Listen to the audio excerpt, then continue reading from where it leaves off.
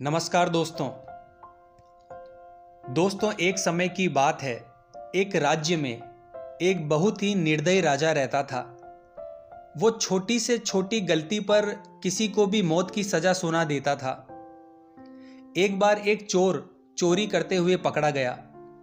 जब उस चोर को राजा के सामने लाया गया तब राजा ने बिना कुछ पूछे तुरंत ही उसे फांसी की सजा सुना दी।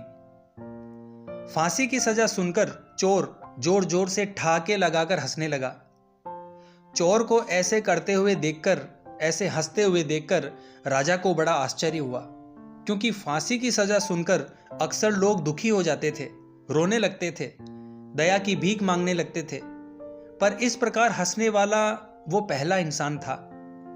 राजा ने कहा, अरे मूर्ख, मैंने तुझे मौत की सजा सुनाई है, कल तुझे फांसी पर लटकाया जाएगा, तू इस प्रकार हंस क्यों रहा है? चोर ने जवाब दिया, राजन, मैं इसीलिए हंस रहा हूं क्योंकि एक हफ्ते पहले ही एक सिद्ध योगी ने मुझे एक अद्भुत विद्या सिखाई थी, जिससे मैं किसी भी घोड़े को आसमान में उड़ना सिखा सकता हूं। पर मेरे मरने के बाद यह विद्या भी मेरे साथ चली जाएगी। यह सुनकर राजा को विश्वास नहीं हुआ। उसने चोर से कहा, अगर तुम मेरे घोड़े को आसमान में उड़ना सिखा देते हो तो मैं तुम्हें माफ कर दूंगा और तुम्हें इतना धन दूंगा कि तुम्हें जीवन में कभी भी चोरी करने की आवश्यकता नहीं पड़ेगी। चोर ने कहा, जी महाराज, मैं आपके घोड़े को उड़ने वाला घोड़ा तो बना दूंगा, पर इस विद्या में 1 साल का समय लगेगा। यह सुनकर राजा ने कहा, अगर तुम 1 साल के अंदर मेरे घोड़े को उड़ना नहीं सिखा पाए तो मैं तुम्हें बहुत दर्दनाक मौत दूंगा। चोर ने कहा, जी महाराज, पर मेरी एक शर्त है। आने वाले इस 1 साल तक मेरे परिवार को पर्याप्त खाना, कपड़ा और जरूरत की सभी चीजें दी जाए, ताकि मैं अपने काम में ही पूरी तरह से फोकस कर सकूं। राजा मान गया और चोर को आजाद कर दिया। जब चोर अपने घर पहुंचा तो उसकी पत्नी और बच्चे रो रहे थे। अपने पति को सामने देखकर उसकी पत्नी ने पूछा, राजा ने आपको कैसे छोड़ दिया? वो तो बहुत निर्दयी राजा है।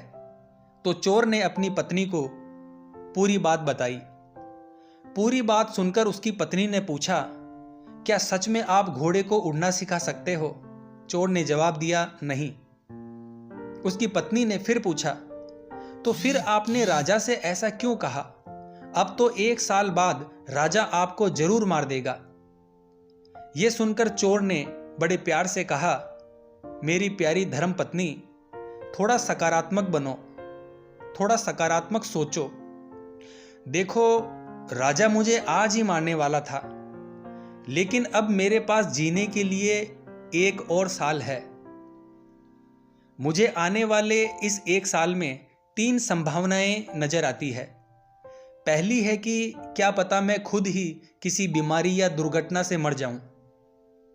दूसरा है, क्या पता राजा या उसका घोड़ा मर जाए, क्योंकि दोनों बूढ़े हो चुके हैं। तीसरा, जब राजा के हाथों मरना है तो क्यों ना 1 साल बाद ही मरूं।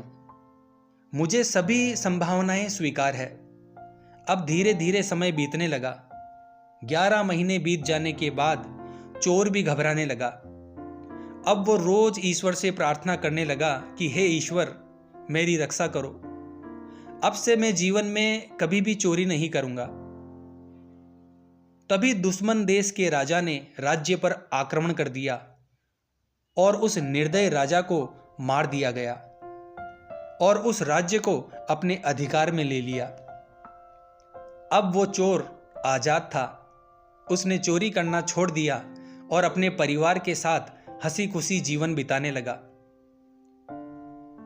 तो दोस्तों, भविष्य अनिश्चित है।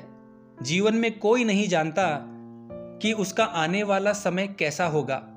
इसीलिए जब भी बुरा समय आए तो हमेशा याद रखना कि यह भी एक समय ही है जो आपका चल रहा है, और समय कभी किसी के लिए ठहरता नहीं है।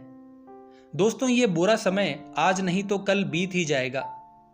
इसीलिए जीवन में कभी भी निराश नहीं होना चाहिए, कभी उम्मीद नहीं छोड़नी चाहिए और हमेशा अच्छे कर्म करते रहना चाहिए, क्योंकि आपके द्वारा किया गया अच्छा कर्म संचित होता रहता है, इकट्ठा होता रहता है और संचित कर्मों का फल आपको इस जन्म में या अगले जन्म में मिलता ज़रूर है।